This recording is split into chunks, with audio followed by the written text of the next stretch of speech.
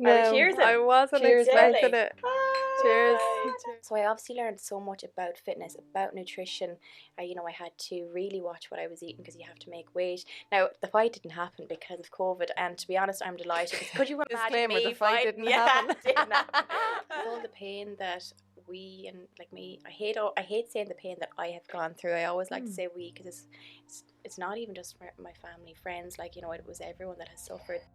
We're taught so much in school, but nobody ever shows us or teaches us how to deal with emotion. It's funny.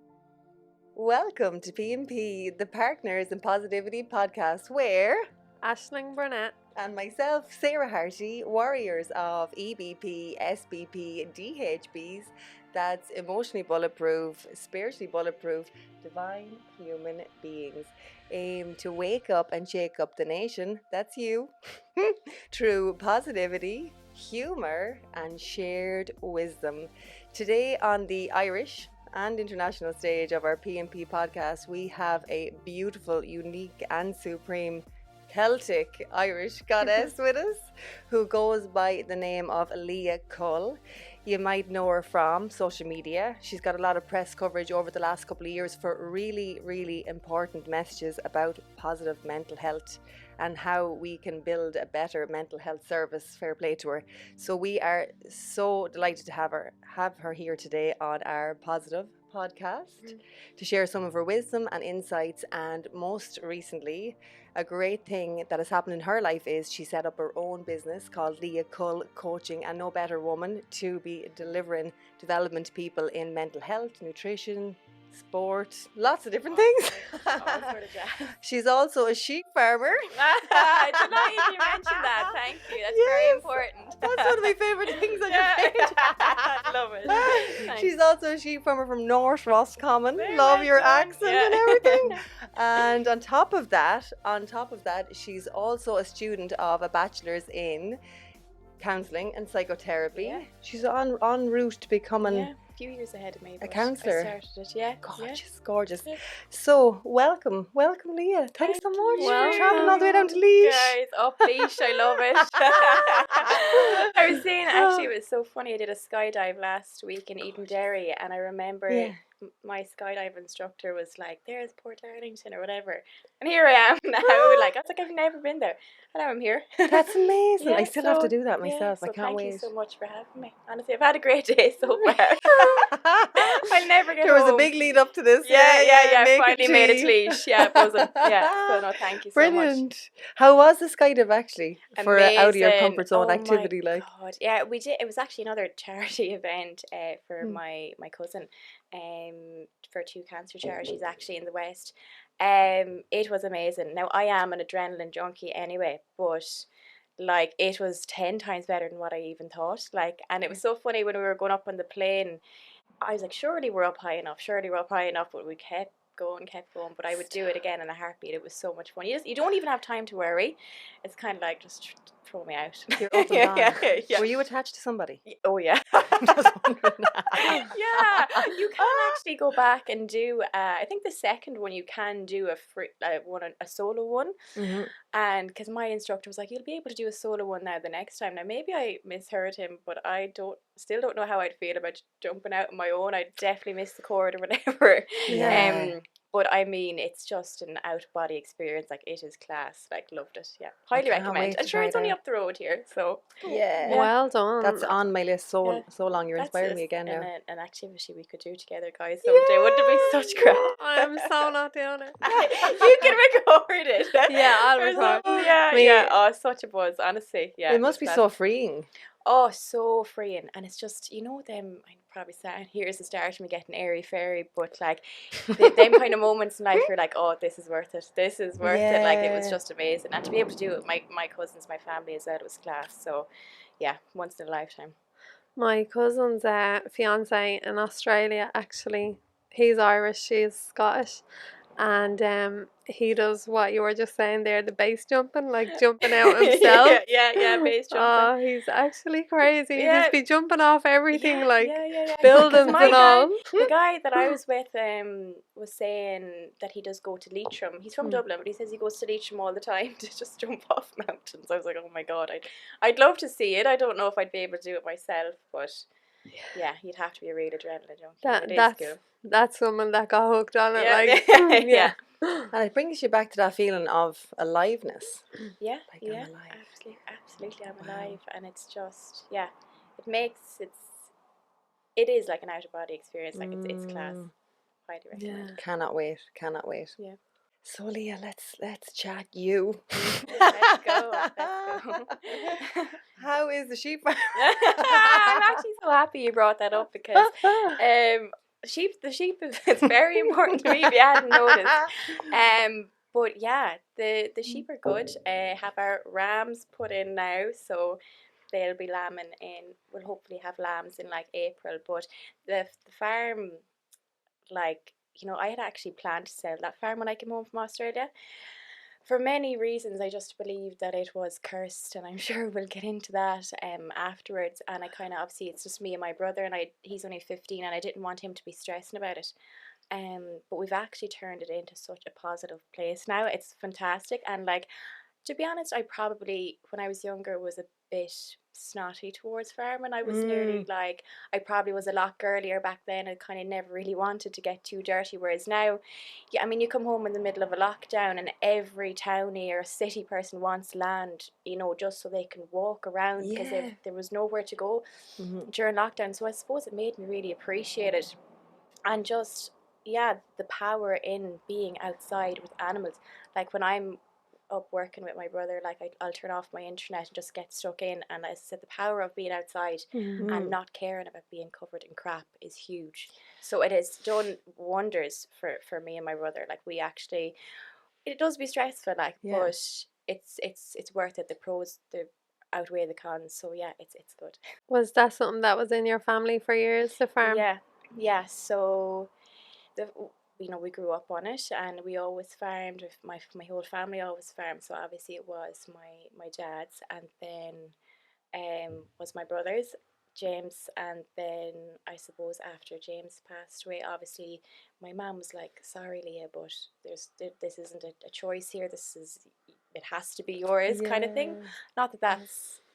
It's like bittersweet. I'm delighted to have it, but it's always very bittersweet.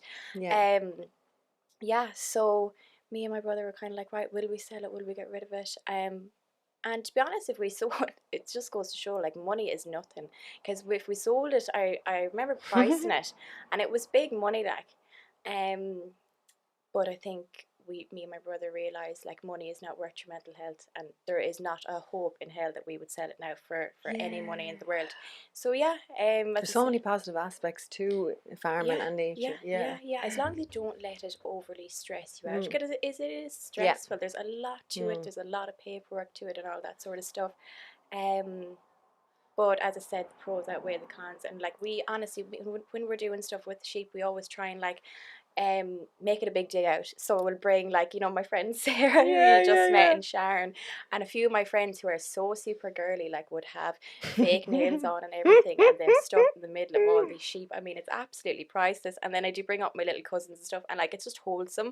Do you know what I mean? It's making memories, I suppose. So it's fun and it's playful. I think there's such a lightness to animals as well. Yeah, absolutely. My father goes out and brings in and out the ducks for my cousin out the country. But he has a way of talking to them, and the ducks won't come out. He's like, quackers, quackers, quackers, come out. But it brings like playfulness, lightness, laughter, and then being out in nature in fresh air is just so good for you. Yeah.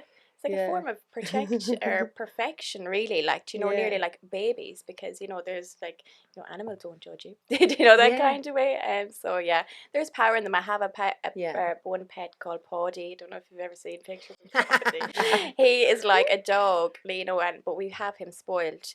The other day, he actually won't eat out of the trot. He'll only eat out of my hand, so we need to sort that out. But yeah, I love him. He'd sit beside you for ages and just make you feel present. He's great.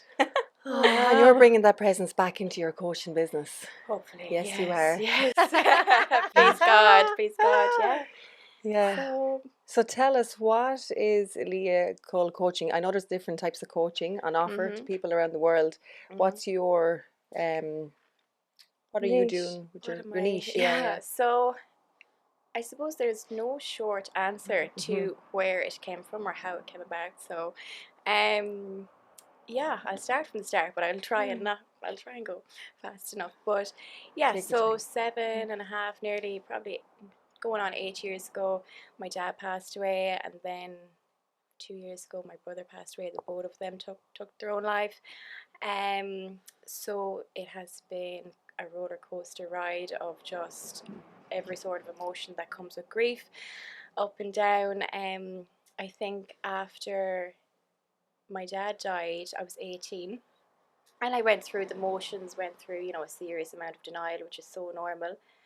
And in, I think, 2018, I went to Australia, and I know you were both in Australia as well. Highly recommend anyone to do, just to get out, and I suppose to go somewhere where nobody knows you is just a great thing. But I think what really stood out to me was my dad's 5th year anniversary. I was on the farm, what we were talking about earlier on, the regional work.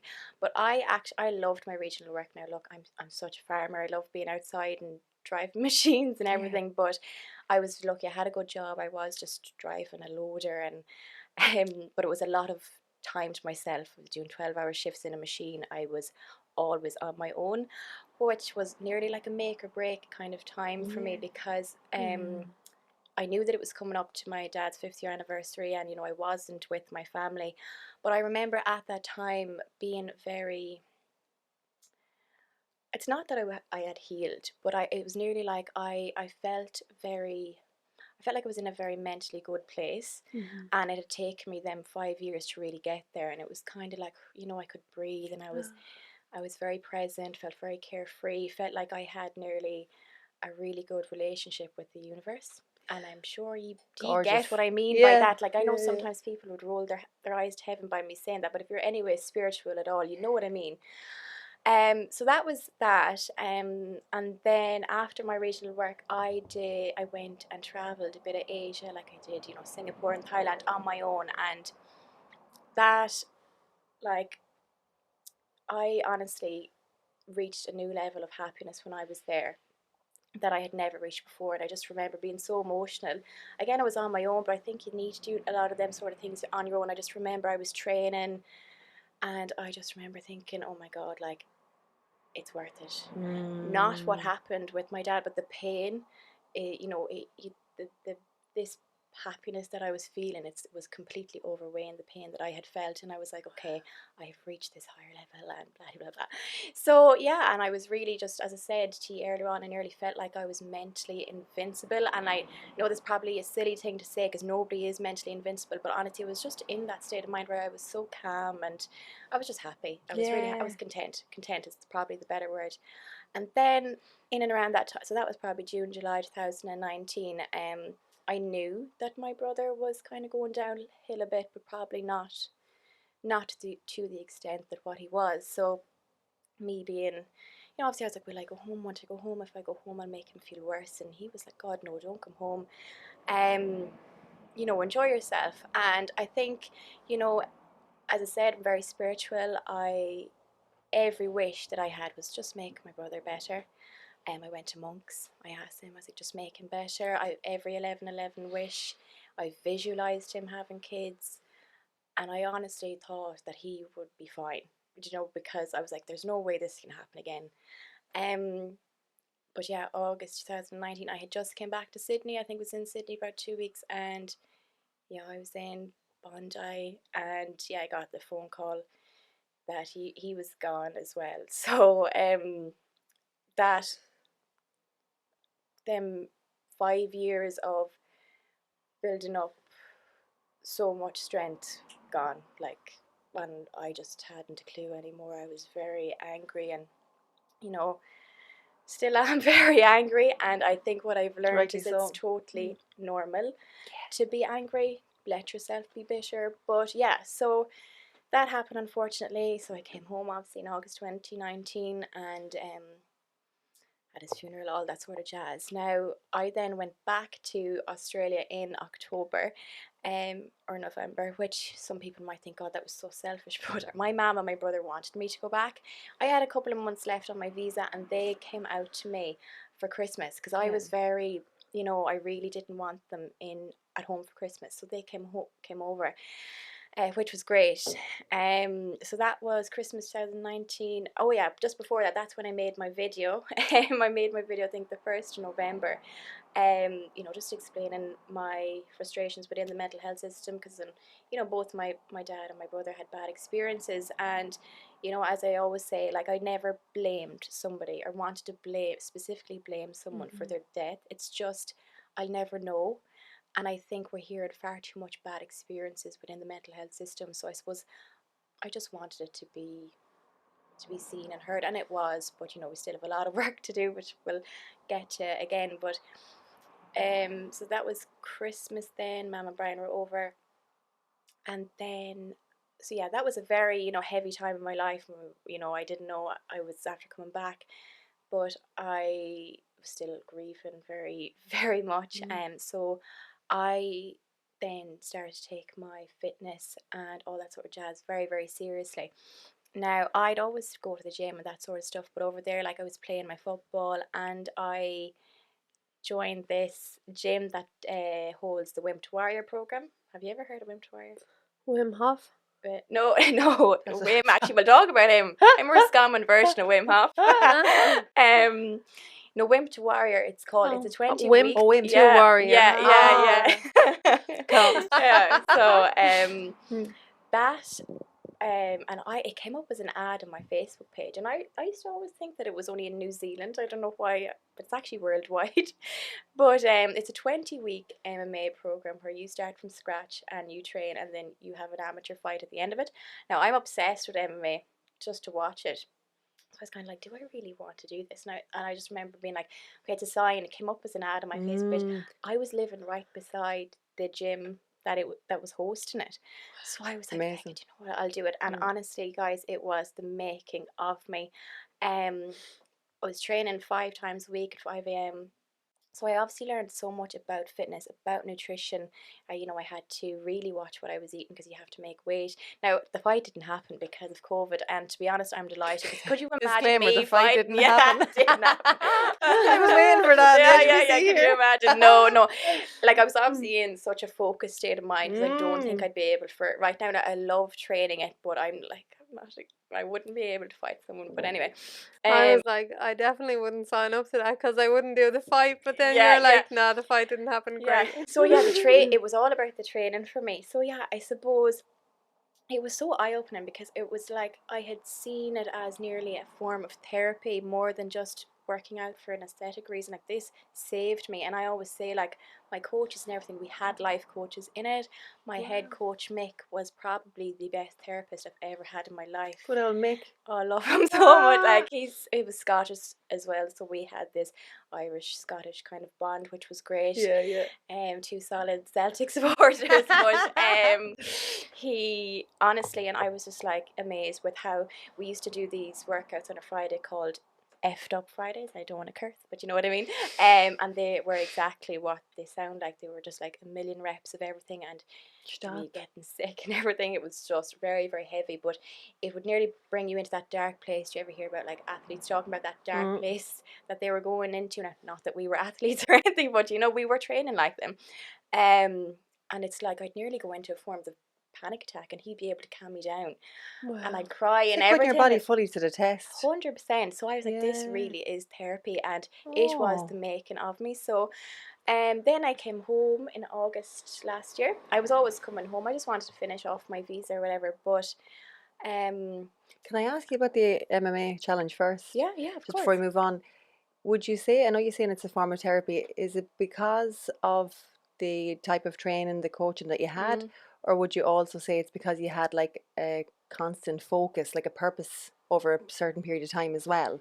Yeah, I think Yeah, because we had that aim of the fight, I suppose, or we had them 20 weeks and we had to make weight and all that sort of jazz. But you know what? It's all on your coach. Do you know what I mean? You need to have a coach that you're like, I suppose, nearly kind of friends with, but semi scared of as well. Because you know, You I respect them really and respected him, yeah. and I respected what he said, and I think Yeah. all forms of exercise are obviously fantastic, but with MMA, and I'd love, I suppose that's one of my goals as well. I would love to be able to show people, because when you say MMA, it's very aggressive. You know, oh God, I can't. Like people always say, how the hell do you watch it? You know, because I'm not an aggressive person at all. But I think for me, it's like when you are physically punching out negative energy, like that's different. That hits different, you know, powerful. on the mind. Do you know? So it's like getting all this frustration and anger out of you in a controlled manner. Do you know what I That's mean? what's beautiful So, about it. yeah. So I think if people could start seeing it like that, just for rather than just like, I suppose, fighting with people, you don't have to fight anyone. You can just train. I can only begin to understand that because I did a 8-week women's kickboxing course in Galway one time. I sign up for anything. But I've no clue. I'd say you do. I can imagine you. Exactly. Yeah. But when I went in to start the course, it was like an hour and a half session, and they were meant to be. It was Black Dragon in Galway. They're brilliant, but they had a great reputation before I started, and I was like, I'll go straight in here now. I'll be punching the bag for an hour and a half solid. Couldn't wait to hit the bag, and then. Because it's so tough on your body, you're trained for like an hour and 20 minutes and maybe hit the bag for 5 minutes and then calm down afterwards.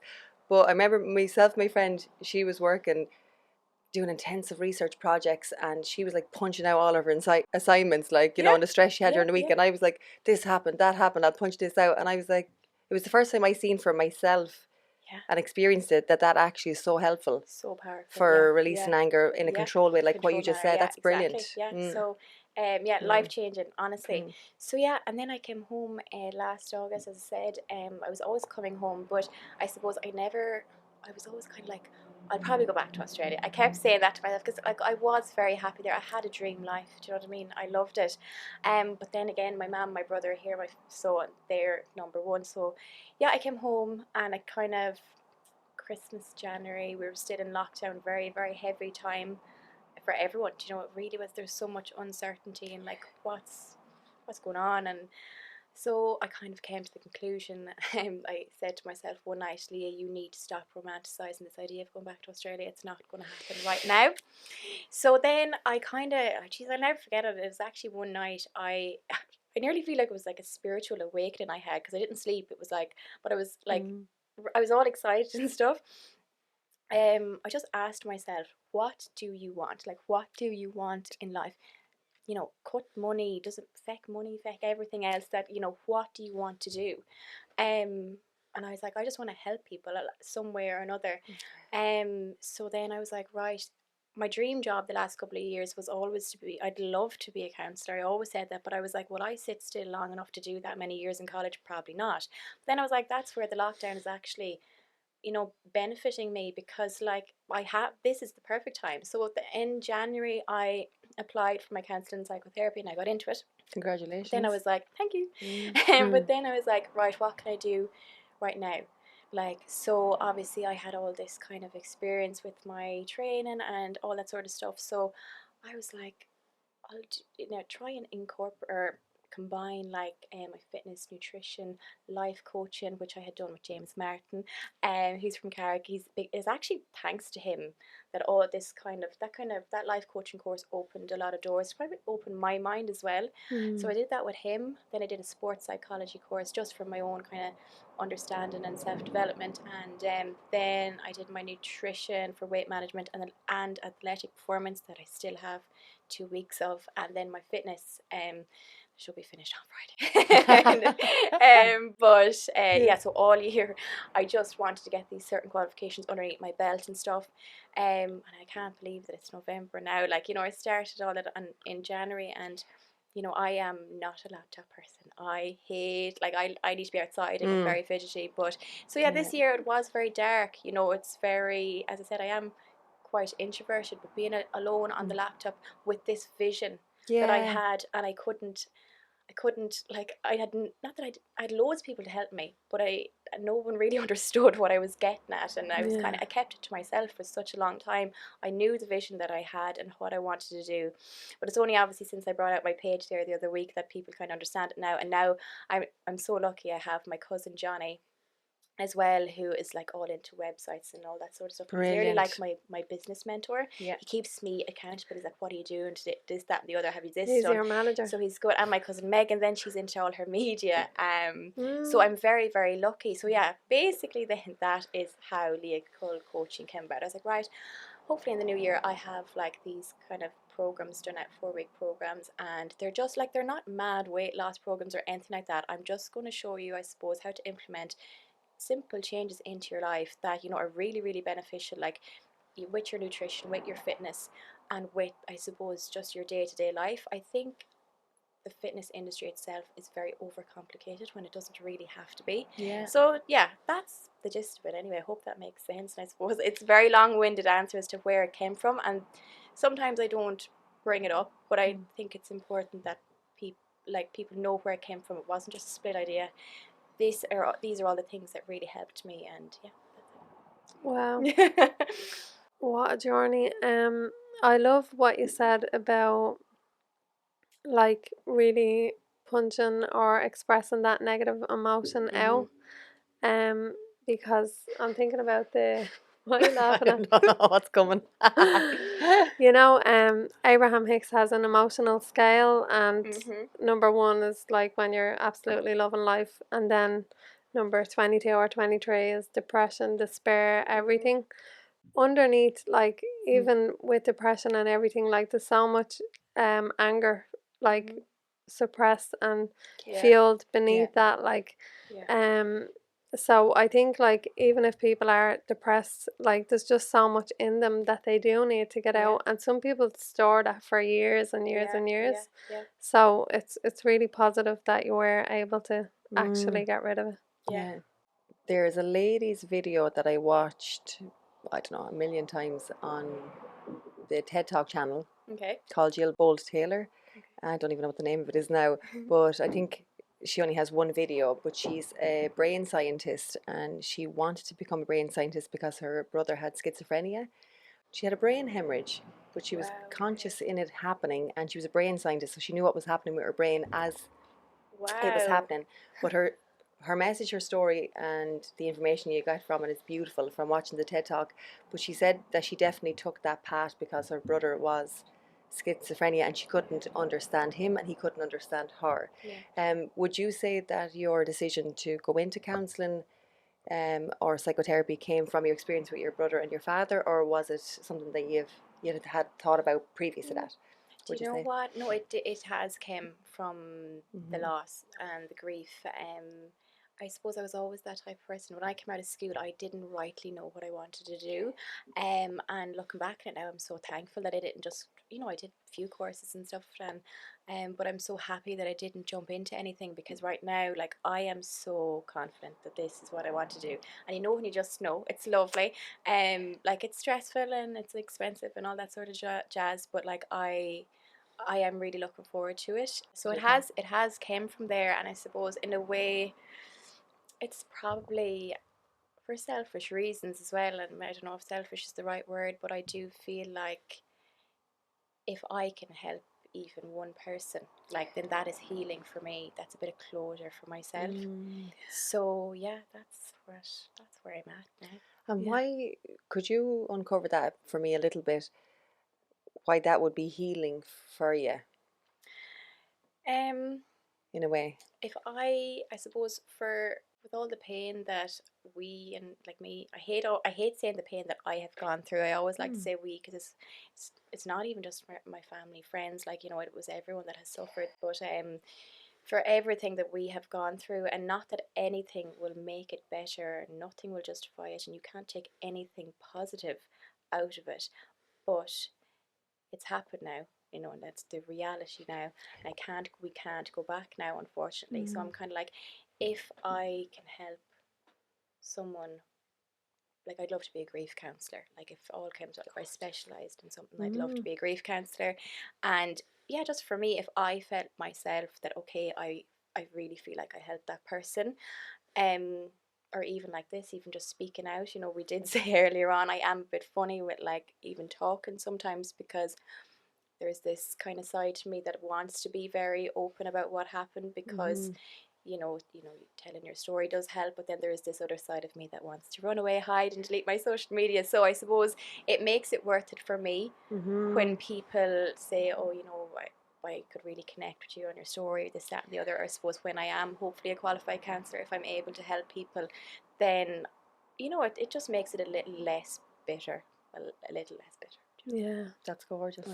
And I think I really noticed that the first time I fell in love with you and seeing that video. I'm sorry that I had to see it in the circumstances that it came about, but was that really big passion just to change something or to shed light on what's actually going on, or to be able to help people. Like, I just thought, wow, you're so courageous. Like, I kind of understood from it that you were introverted, but you just had this message and you had to say it. Like, I was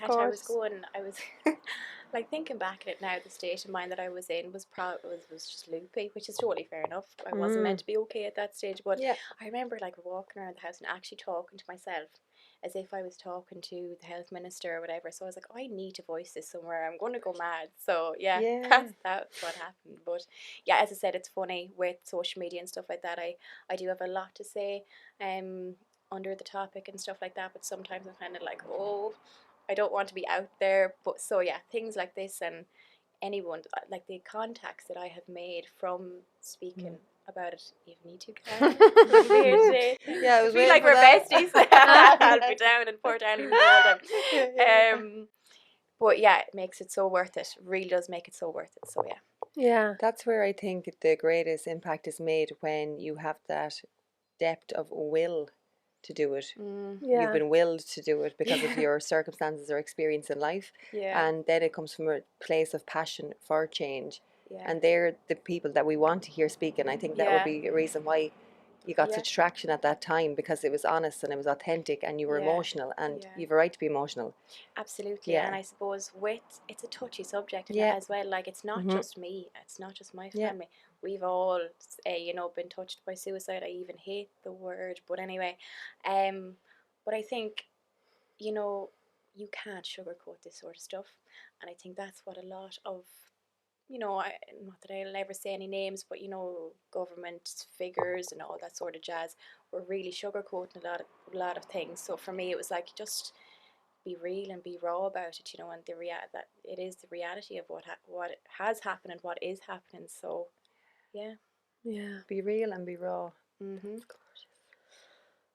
Leah, what I really admire about you is it is something really awful that happened in your life, but you have found all these ways to, even rebuild yourself and help your family and like that word, heal. And I felt like you were starting a revolution that day. I watched your video with your positivity and your will for change. So what does the word positivity mean for you? What is that quote? There's actually a really good quote. I bet you won't remember it now, but it's something along the lines of, being positive doesn't always mean that you have to be happy all the time. It means, even on the bad days, that good ones are coming, and think that is key. I think if we nearly changed positive thinking, and underneath it have smart thinking, because at the end of the day, I always strive to have this glass half full, not half empty outlook on life, which we all try our best to. But some things in life are not nice, and there's no explanation for some things. And sometimes you do. I had this thing after my dad died, try and get better, not bitter, better, not bitter, and it worked. And then I think after James died, I was nearly trying to tell myself the same thing, until I took a step back and I was like, hold on now. Okay, I am allowed to be bitter, and I am bitter. I'm very angry at the world. But Joe, as long as you don't dwell on that too much, so like, you can be angry at the world but still believe that things will get better. Do you know, that kind of way? So I think that's a huge thing as well with emotion. there's so many different types of emotion. I think we feel like there's just happiness and sadness, whereas, you know, there's grief, loss, heartbreak, like there's so many different things. And I think we've nearly like, I think as a country or whatever society, we've done really well in emphasizing the whole it's okay not to be okay thing. But I think we've nearly like, we self-diagnose ourselves sometimes. We're not meant to be happy all the time. Do you know what I mean? Yeah. You know, you don't know happiness without sadness. And I think the key is to, as going back to that quote, to know that in those bad days that there is better days coming. And I think if all you can do is tell yourself that, you don't have to believe it. I remember like this year, as I was saying to you earlier on, this year was definitely the darkest year I ever put in for my own mental health. I think I was always grieving. I'm always grieving. I'm used to it nearly. But this year, I think with lockdown, I think everyone is similar. People have had a really, really tough year. This year, like I don't think I've ever endured such severe, severe sadness where it was like my own mental health was just like really, really bad, to be honest. And I remember I always say you don't know sadness until you cannot listen to your radio or any sort of music because your mind is that numb. And I'll never forget, like, literally sitting in pure silence or driving in pure silence, sorry, and saying to myself, it will get better, it will get better, it will get better, you will come out of this. I didn't for a second believe that. I didn't believe it. I felt like I was lying to myself, do you know? But if all you can do is tell yourself, even if you feel like you're lying, you will come out of it. You will come out of it. Like, I'm a prime example of that now. I'm like my mojo back, and like, you know, I know everyone is different. We're all on our own journeys. But yeah, I suppose just know that it will end. It will pass.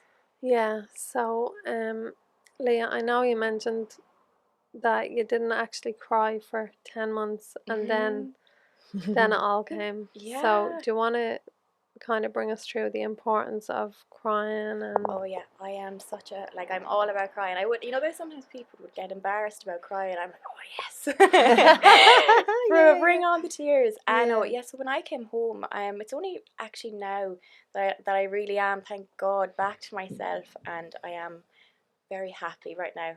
Thank God, because I actually couldn't say that for a very long time. When I came home, I think I got this kind of mental block.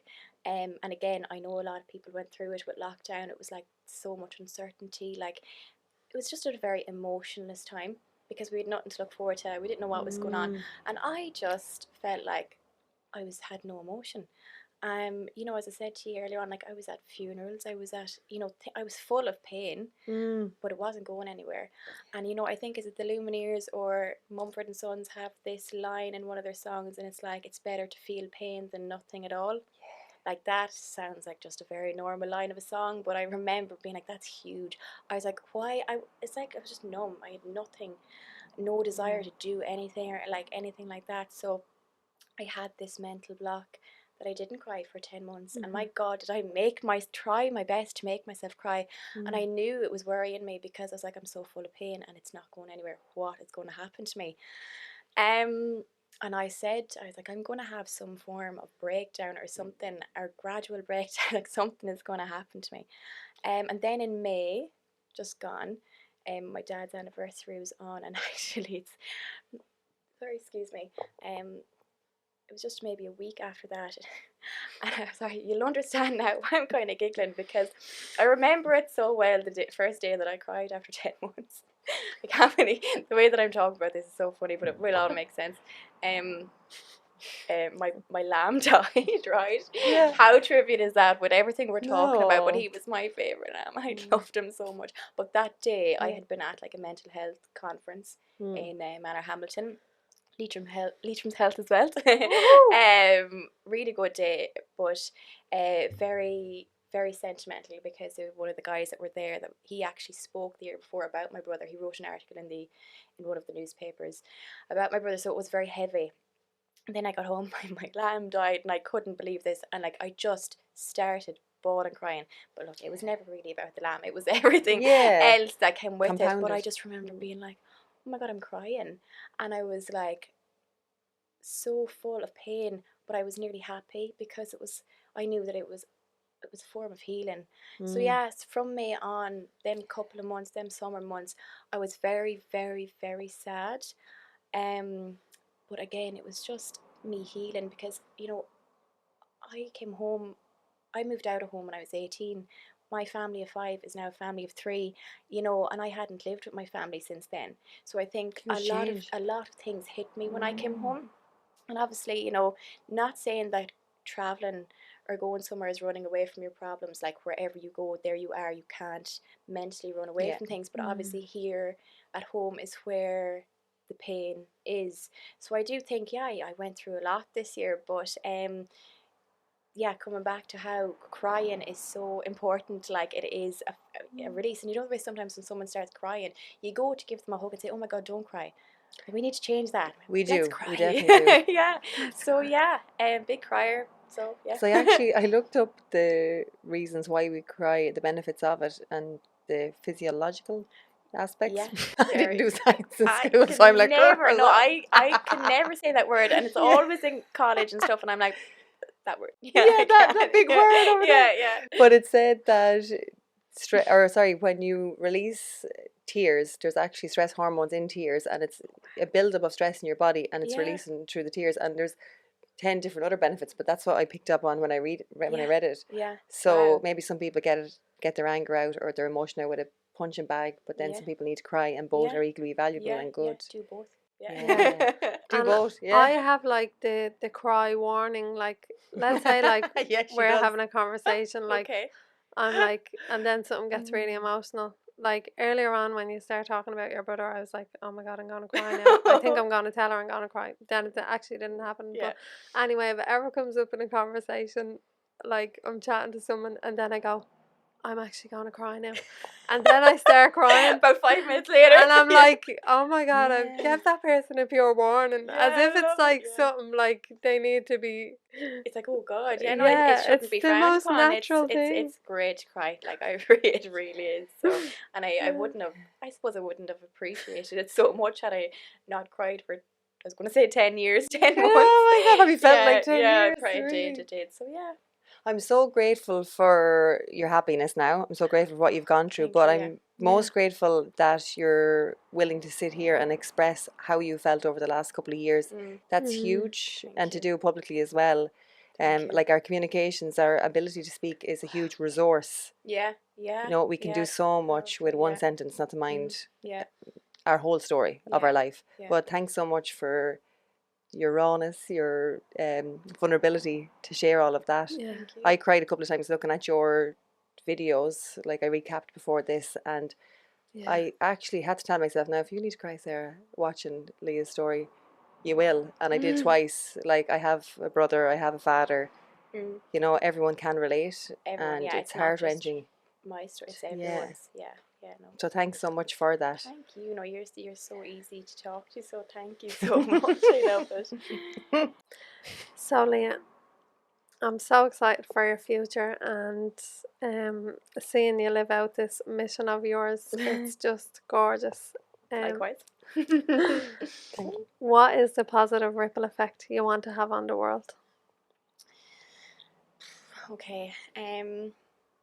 I would like to be able to tell people, whatever, if I can do it, you can do it, or anyone can do it. And I do not mean that by like a pat my own back or haven't I done great. I do not mean that at all. I mean, I'm saying that because I know that I was, and I still am, a very, very, very fragile person. People always say to me, you're so strong, I don't know how you do it, but no, like if you had said to me 8 years ago that all of this would have happened, I would have been like, no, not a hope would I deal with that, and it still gives me goosebumps. So I think, if I can do it, you can do it. And I suppose you're only as good as the people you're around. And I think when you go through such pain, you really become very aware of that. Like for me, I have my friends and family to thank for my state of mind.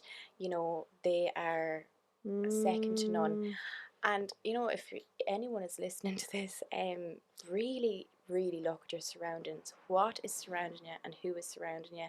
like I am so lucky to be around people that are very non-judgmental, very open-minded, very carefree, never bitch there's none of that. There really is none of that, and I think that that has helped me so much, because I do often hear of people, talking, even just say talking negatively about someone else. Some love bitching, excuse my language, but like, you giving out about somebody else takes more energy out of you than it will out of them, and that it's so much more than just giving out. Yeah. Do you know, it's feeding your body with negative energy and stuff like that. So I just think, be careful, yeah, with who you're around and who you're spending your time with, and just know the time and life is very, very precious. I think we're living in a world where we're very materialistic,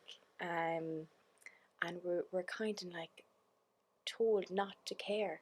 you know it's not cool to not care. Caring is, you just look rude. Do you know what I mean? It's care. Like, we need to be more kind to people. Yeah. And you know collect moments, not things, is another huge thing that I have noticed. No one's going to be talking about your things when you're gone. It's all, and that's, I'm so, again, my airy fairiness. Like, I love getting up early, going for hikes, as you do too, going for your sunrise swims, all that sort of stuff. But I know some people would probably roll their eyes to heaven for, but it works. It really, really works. And if I could say anything as well to anyone that is like feeling down, that would roll their eyes to stuff like that, you have nothing to lose. If you're in that bad of form, that state of mind, try, go out, be on your own, be in nature, like, do all the airy fairy stuff. It's so much more powerful than what you could ever imagine, and it has helped me so much. Do you know what I mean? Yeah. So Leah, I've one last big question for the nation. Okay. But No actually, pressure. I'm only looking for a simple Okay. so don't worry about. You have said beautiful things about how you would have liked your father and your brother to have been treated, the environment and things like that, in terms of our mental health service, our service as a country. What would it look like in your highest vision for it? You said something there about environment, and I think environment is very important. As I have said before, I haven't been in every single psych ward in the country, thank God.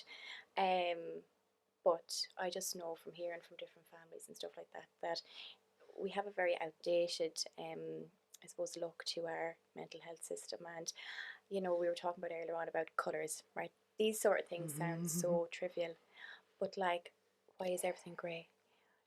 On, for example, when it's bright outside, it doesn't need to be warm, but when it's bright outside, it is proven that we are in better form. Okay, why can't we have like yellow rooms? Now, I know there is some new psych wards that are, are fantastic. Don't get me wrong, but in general, everything is very old. I suppose I would like them to not be greeted by security guards. I think we don't want to make people with mental health issues feel like prisoners. So yeah, little things. I mean, it's start with the basics and go from there. As I said, environment is huge. So yeah, that's it really. A vision. That's divine. Yeah. A vision for more brightness and for more brightness. empathy Yeah. over security. Yeah, absolutely. Wow. Yeah, start small and we'll go from there. Do you know what I mean? I suppose I just go on and go on and go on about the mental health system, but we just need leadership. Do you know what I mean? And we need a vision for change. And just for someone to take leadership of that, we'd be surely on the right road then. Yeah. Well, you're starting that revolution with Leah Cull Coaching. I know that's going to touch somewhere or another so many lives. And it's a different approach, and it's a positive approach, and it's going to be amazing. I'm so happy you decided to do that. Like, I am hoping in future to be able to bring, like, I want to be able to do MMA classes. Now, not to teach it as a skill, because I don't have enough experience to teach it as a skill, but I'd love to teach it, as I said, a form of therapy. Do you know what I mean? Imagine bringing it into schools and you have teenagers that are like, their emotions are all over the place. Yeah. And bring them in, right, come in here and We were be all up for there. that. Yeah, absolutely. I Yeah. definitely was, you know. It's great to be so calm now. Yeah. But, you know, I definitely had anger issues when but most teenagers do, you know. So I'd love to be able to bring it into schools and stuff like that. And, you know, prevention is key. And I'd love to be able to help give people like a toolbox full of emotions. And, you know, if we're dealing with this is how we'll go about it. And, you know, I only said a few weeks ago we're taught so much in school, but nobody ever shows us or teaches us how to deal with emotion. It's funny. Not again, I'm saving myself by saying it's not a teacher's job at all. It's just I think more things need to be implemented into schools, which then falls again in under the system and the government. So hopefully, you know, onwards and upwards from here on in. You have so many bright and beautiful visions for Ireland and for the greater good, I think, of the whole world anyway, because we're an example here for the rest of the world. But what I want to say to you is you're already en route with all of that, and what you're doing right now is beautiful and precious. Like you said, time is precious. You're a precious piece of the planet. And thank you so much for bringing your visions here to our podcast and to your own coaching. And I hope anyone that is watching this looks at Leah Cull Coaching, your Instagram page. There's beautiful videos and explanations of what you're doing there. Yeah, already. I'm like, so, I have all this content. I'm not the most organized person. I have all this content in my head. It's all there. Next week I'm putting out this, so I need to, but it's all there, all in time. You're doing great. Yeah, thank you so much. Honestly, I really, really enjoyed that. Like, I was kind of nervous, as I said, like, you know, I need to be like present sometimes. If I have too much caffeine, I go on one. So, but you're honestly a credit, and I'm buzzing to get a positive to social media. You know, I suppose we made our connection through there, and I can't wait to see your journey. And I'm coming on your next hike as well. Definitely, December 5th. Yeah, that's Sunday, is it? Yeah. Yeah. Where are you going to go? Thanks so much. We don't know yet. Oh, come down to Leitrim. We might. You can stay with me. Honestly, you could. I have a new house now. Slash Roscommon, okay, I'm going to get scrutinised either way. Is it the smallest county in Ireland? No, Leitrim's. No, Leitrim are loud. It's not loud. No, but Leitrim is massive. Sorry, Leitrim is, well, it's big enough. It has the smallest population. Smallest Leitrim does, population. Yeah, but it's a beautiful, beautiful, beautiful county. Like where I live, the North Roscommon Leitrim border is stunning, like absolutely beautiful. I'm so lucky to be from there, honestly. Your pictures. Yeah. You really sell Ireland to me. Like, I'd be like, right, I need to be there. But like again, that's just me. I suppose it came from the lockdown, nearly just being so aware and appreciating our surroundings, like, you know, what's on our doorstep. So yeah, no, it's beautiful. So that's when I have there to go. Now we've come up with a plan. And we have Sonia in Leitrim as well, don't we? We've Sonia in Leitrim. Yeah. She's somewhere else. She is moving, but now she's in you look this up now, be Limerick or somewhere completely different. Oh, that was great. Thanks so much. Thank you so much. Honestly, I'd give you a big cuddle now afterwards. Yeah, it was gorgeous. I'm glad it happened. I think it's been a good while since we connected on social media, and I'm so glad it actually happened in person. Yeah, same. I was really happy to get down here because I'd be so that's another thing I'd be talking about, like online stuff. Obviously all my college and everything is online, and I don't know what it is. You'd think that you'd be more confident online, but like I need to be with people, you know, and human interaction is huge. Number one. Thank you. Thanks for having me, guys. Oh, love it. Congratulations, well done. Pat yourself on the back. You're officially now a partner in positivity with us.